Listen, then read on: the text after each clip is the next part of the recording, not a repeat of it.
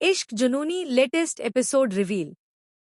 रूहानी और गुरु अब अपने बच्चे के साथ नई जिंदगी की शुरुआत कर रहे हैं।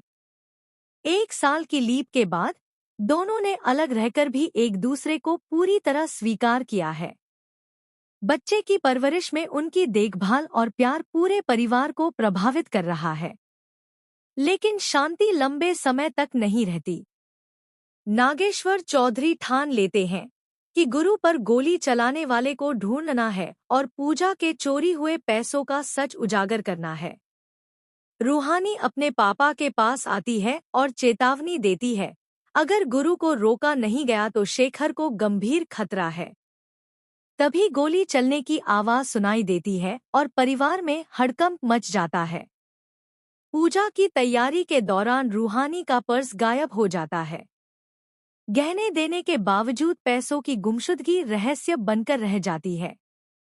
दादी तिजोरी की ओर इशारा करती हैं, क्या सच में पैसों की चोरी हुई है? इसी बीच मासी की गलती से पूजा की आग रूहानी के बालों में लग जाती है, जिसे गुरु तुरंत बुझा देते हैं। अब सवाल यही है, रूहानी के पैसे किसने लिए और गुरु पर गोली चलाने के पीछे कौन है? अगर आपको यह इश्क जुनूनी लेटेस्ट एपिसोड ड्रामा रूहानी और गुरु अब अपने बच्चे के साथ नई जिंदगी की शुरुआत कर चुके हैं। समय की लीप के बाद दोनों ने एक दूसरे को पूरी तरह स्वीकार कर लिया है और बच्चे की परवरिश में जुट गए हैं। उनके प्यार और जिम्मेदारी ने पूरे परिवार को रोमांचित कर दिया है। लेकिन खुशियों के बीच खतरे भी छुपे हैं।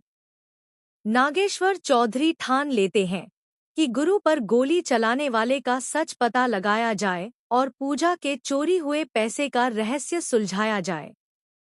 रूहानी अपने पापा के पास जाती है और चेतावनी देती है, अगर गुरु को रोका नहीं गया तो शेखर गंभीर खतरे में है। तभी अचानक गोली चलने की आवाज घर में गूंजती है और पूरे परिवार में हड़कंप मच जाता है। इसी बीच पूजा की तैयारी के दौरान रूहानी का पर्स गायब हो जाता है। गहने देने के बाद भी पैसे नहीं मिलते। दादी तिजोरी की ओर इशारा करती हैं, क्या सच में पैसों की चोरी हुई है या कोई और खेल चल रहा है? और तभी मासी की लापरवाही से पूजा की आग रूहानी के बालों में लग जाती है, जिसे गुरु तुरंत बुझा देते हैं।